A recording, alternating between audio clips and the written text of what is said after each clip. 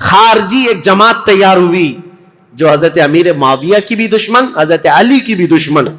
ان لوگوں نے یہ فتنہ اٹھایا کہ یہ دونوں جماعتیں کافر ہو گئی, ہم اپنی جماعت لے کر الگ ہوتے. اور یہ جماعت ایک پھر نہیں بنی شیعہ حضرات کے بعد ایک خارجی جماعت.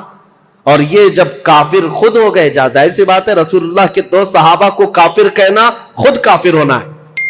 یہ جماعت نکلی, حضرت علی نے ان سے بھی مقابلہ کیا مقام نہروان میں. اور جتنے خارجی تھے یہ اتنے سخت ہو گئے تھے کہ جو بھی مسلمان گزرتا تھا اس کا پورا مال لوٹتے تھے اور اس کو جلا دیتے تھے.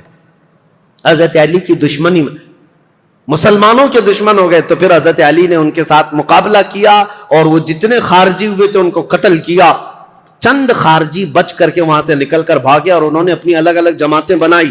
اب شدت بدلہ لینے کی شدت انتقام اتنا گھر کر گیا خارجیوں میں کہ 3 خارجی لوگ ایسے ہوئے, میٹنگ کیا اور انہوں نے کہا دیکھو یہ روز روز کی جنگوں سے پریشان ہیں, یہ 3 بڑے لوگ جو ہیں علی بن ابی طالب, عمرو بن عاص, امیر معاویہ, ان تینوں کو قتل کر دیتے معاملہ ہی ختم ہو جائے گا.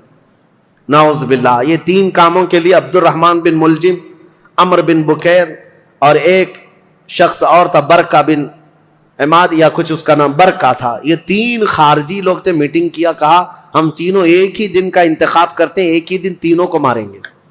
3 بڑے صحابہ کو, حضرت علی کو, حضرت عمرو بن عاص کو, حضرت امیر معاویہ کو. ان تینوں نے, حتیٰ کہ یہ جو عبد الرحمن بن ملجم ہے اس نے شادی کی, یہ عاشق تھا ایک عورت کا, اور اس نے شادی میں اپنی عورت کے مہر میں یہ رکھا تھا کہ 12,000 دینار مہر میں دوں گا اور علی بن ابی طالب کی گردن مہر میں دوں گا. قتل مہر میں رکھا تھا. اس قدر دشمنی کوٹ کوٹ کر بھری ہوئی تھی. اور ان تینوں نے ایک تاریخ متعین کی, رمضان المبارکہ کی. 17 رمضان کو تینوں اپنے اپنے علاقوں میں گئے. حضرت علی کوفہ میں تھے, حضرت عمرو بن عاص یہ مدینے میں یا دوسرے علاقے میں تھے, حضرت امیر معاویہ ملک شام میں تھے. تینوں پھیل گئے اپنے اپنے ان منصوبوں کو لے کر. اور حضرت امیر معاویہ, حضرت عمرو بن عاص کے لیے جو لوگ گئے تھے, ایک برکہ اور ایک جو حضرت عمرو بن عاص کو قتل کرنے والا تھا, یہ تینوں بکیر, عمرو بن بکیر, یہ دونوں جو ہے اپنی پلاننگ میں فیل ہوئے. لیکن عبد الرحمن بن ملجم یہ تلوار کو زہر میں بجھا کر کے کوفہ میں روز انتقام کی آگ میں بھڑکتا رہا.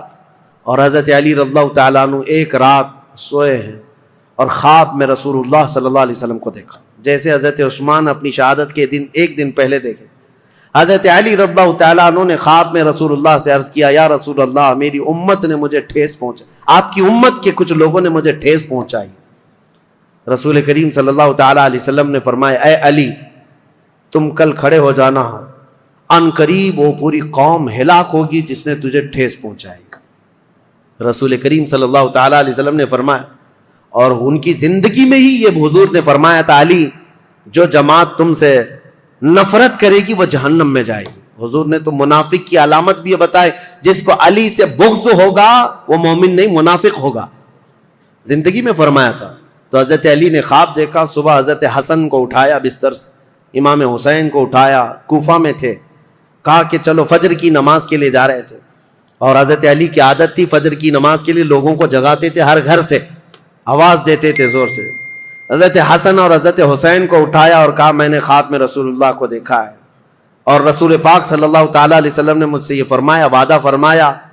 اور اس کے بعد یہ کہتے ہوئے حضرت علی محراب کی طرف بڑھ رہے تھے سارے لوگوں کو. یہ عبد الرحمن بن ملجم نے حضرت علی کرم اللہ وجہہ الکریم کے چہرے پر وار کیا, اور وہ تلوار سے حضرت علی رضی اللہ تعالیٰ عنہ کے انجانے میں چہرے سے ایسا گھاؤ بیٹھا کہ ایک ایک بات دیگرے کئی حملے کیے نماز پر جانے والے کے لیے.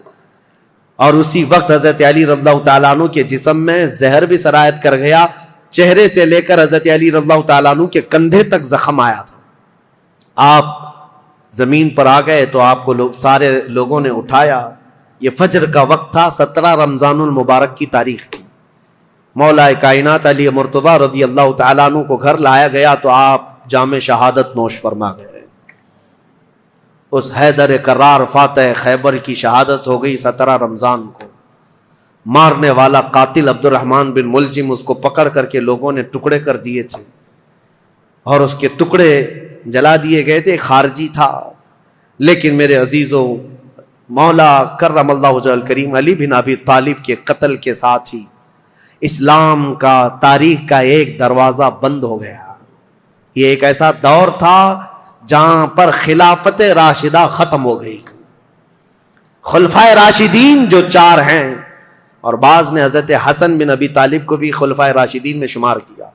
اب میں یہاں تاریخ کو روک دیتا ہوں اور عرض کرتا ہوں، میرے آقا نے فرمایا تھا کہ میرے بعد 30 سال خلافت ہوگی، الخلافت بعدی 30 ثم الملوک، 30 سال میرے بعد خلافت ہوگی اور اس کے بعد بادشاہت آ جائے گی۔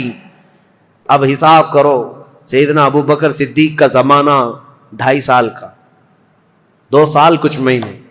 حضرت عمر فاروق رضی اللہ تعالیٰ عنہ کا زمانہ 10 سال، کتنے ہوئے؟ 12.5 سال۔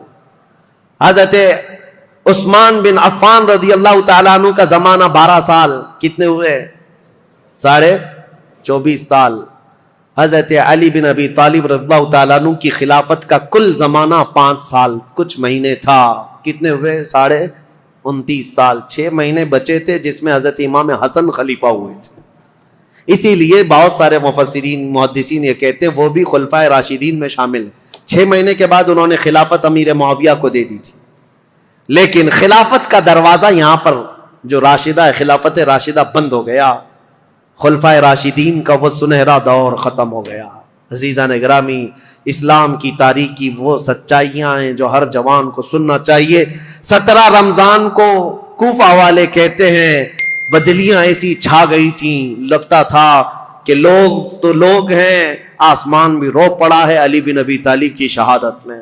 حضرت علی کرم اللہ وجہ الکریم کا جسد خاکی لایا گیا، امام حسن نے نماز جنازہ پڑھائی، امام حسین نے غسل دیا تھا، اور آپ کو کوفہ شہر کے اسی مسجد کے کنارے دفن کیا گیا تھا۔ بعض روایات میں ہے آپ کے جسد مبارکہ کو لوگوں سے چھپا کر کے رکھا گیا تھا، کیونکہ خارجی جو جماعت تھی وہ اتنے شدید قسم کی نفرت کر رہے تھے کہ کہیں قبر کو اندھیرے میں کھود کر توہین نہ کریں، بے حرمتی نہ کریں۔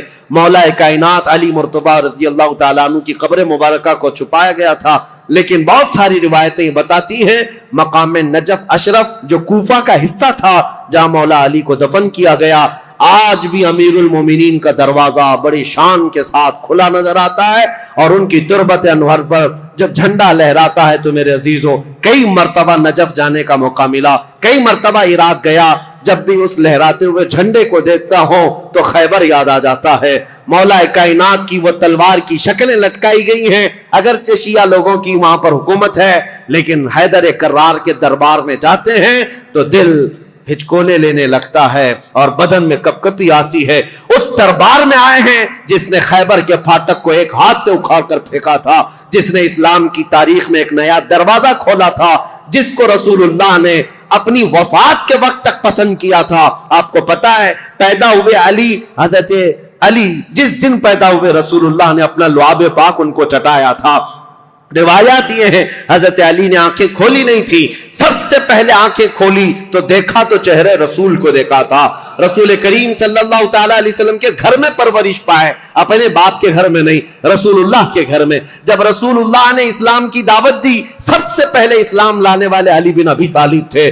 جنگوں میں ہر جگہ شریک، بدر میں بڑھ کر مقابلہ کرنے والے، احد میں حضرت علی کے جسم پر 18 زخم ایسے تھے جن ہر زخم سے خون رستا تھا۔ صحابہ کہتے ہیں ہم کہتے تھے علی کو کہ زخموں کی پٹی کر لو، لیکن وہ دوڑے جاتے تھے کہ میں رسول اللہ کو دیکھ لوں۔ میدان جنگ میں اس طرح ثابت قدم رہنے والے۔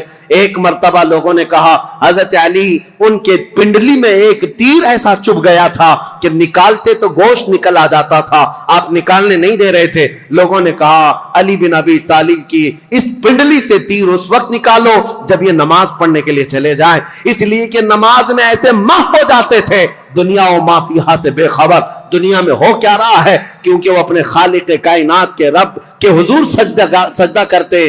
جو لوگوں نے یہ کہا حضرت علی جیسی نماز کے لیے رکعت باندھے، ان کی پنڈلی سے یہ تیر کھینچ کر نکالا گیا، اس تیر کے ساتھ گوشت بھی نکل کر کے آ گیا، لیکن ان کی نماز نہیں ٹوٹی۔ نماز مکمل کیا، سلام پھیرنے کے بعد لوگوں سے پوچھا کس نے میری پنڈلی سے تیر نکالا اور کس وقت نکالا مجھے تو خبر ہی نہ ہوئی۔ وہ حیدر کرار کی نماز تھی۔ رسول اللہ کے ساتھ ہر گھڑی رہنے والے حضور صلی اللہ تعالی علیہ وسلم نے اپنی عزیز لخت جگر فاطمہ الزہرا کے لیے کسی کو منتخب کیا تھا، وہ علی بن ابی طالب کو منتخب کیا تھا۔ اور یہ بات بھی بتا دوں، رسول اللہ نے اپنے جانے کے وقت جن لوگوں کا نام فرمایا تھا کہ میں ان لوگوں سے راضی ہوں، وہ کون لوگ تھے جن کے ناموں میں حضرت علی کا نام تھا؟ حضور نے فرمایا میں ان سے راضی ہوں۔ وفات کے وقت بھی رسول اللہ ان سے راضی تھے، اور حضور صلی اللہ تعالی علیہ وسلم کے پردہ کرنے کے بعد جو سعادت حاصل ہوئی حضرت علی کو، حضور صلی اللہ تعالی علیہ وسلم کا کفن حضرت علی نے باندھا تھا، تجہیز و تکفین آپ نے فرمائی تھی، اور رسول کریم صلی اللہ تعالی علیہ وسلم کو آخری مرتبہ قبر انور میں جو اتارا گیا ہے، اس قبر میں اترنے والے بھی علی بن ابی طالب تھے۔ یہ فضائل، یہ کمالات بے شمار ہیں۔ مولا علی کرم اللہ وجہہ الکریم ان سارے فضائل و کمالات کو لے کر 17 رمضان المبارکہ کو یہ سورج غروب ہو گیا اور دنیا میں اندھیرا چھا گیا، فتنوں کا ایک نیا دور کھلا، اور پھر ایسے فتنے کہ آج تک تھم نہ سکے اور قیامت تک رک نہ سکیں گے۔ مولا علی شیر خدا، ان کی تربت پر کروڑوں سلام، ان کی تربت انور پر لاکھوں انوار و تجلیات رب کی اترے۔ عزیزان گرامی وقار، بات صرف اتنی کہوں گا، یہ چاروں خلفائے راشدین ہر ایک کا اپنے دور میں ایک ایک کمال ہے، اور ایسا کمال ہے کہ یہ چاروں خلفائے راشدین کی تاریخ اگر میں ایک جملے میں عرض کروں تو بات صرف اتنی ہے: اسلام تیری نبض نہ ڈوبے گی حشر تک، اسلام تیری نبض نہ ڈوبے گی حشر تک، تیری رگوں میں رواں خون ہے 4 یار کا، تیری رگوں میں رواں خون ہے 4 یار کا۔ اسلام کی یہ سرسبز و شادابی جو آج دیکھتے ہیں، یہ رسول اللہ کے ان خلفائے راشدین کا خون ہے، ان کی محنتیں ہیں، ان کا کردار ہے، اور آج بھی دنیا یہ خلفاء کی مثال لانے سے عاجز ہے۔ بڑے بڑے بادشاہ آئے ہوں گے، لیڈر آئے ہوں گے، حکمران آئے ہوں گے، لیکن میرے مصطفیٰ کی یہ 4 غلام کوئی لا کر کے دکھا دے، وہ کوئی دنیا اس طرح کی غلام لا نہ سکے گی۔ حیدر کرار جو ٹوٹی چٹائی پر بیٹھ کر لوہے محفوظ کا مطالعہ کرتے ہوں، رسول اللہ صلی اللہ تعالی علیہ وسلم کے ان غلاموں کی تربت پر مولا کروڑوں رحمت نازل فرما۔ اخیر میں دعا ہے مولا تاریخ اسلام کی یہ سچائیاں پوری کائنات میں موجود ہر مسلمان نوجوان کے سینے میں جاگزیں فرما دے۔ اے اللہ، ہم تیرے دربار میں صدیق اکبر کی صداقت کا صدقہ مانگتے ہیں، فاروق اعظم کی عدالت کا حصہ مانگتے ہیں، عثمان غنی کی سخاوت کا جز مانگتے ہیں، مولا حیدر کرار کی شجاعت کا ٹکڑا مانگتے ہیں۔ مولا ان خلفائے راشدین کے کچھ حصے صدقے میں ہمیں عطا فرما، اور قیامت تک آنے والی ہماری نسلوں کو ان صحابہ کی غلامی میں زندگی عطا فرما۔ رسول اللہ صلی اللہ علیہ وسلم کے قدموں میں زندگی عطا کر اور ان کے جلوں میں موت عطا فرما۔ مولا جب قیامت کے دن اٹھائے تو بدکاروں کے ساتھ نہ ہو، مولا ہمارا حشر رسول اللہ کے ان صحابہ کے ساتھ عطا فرما۔ وآخر دعوانا الحمدللہ رب العالمین۔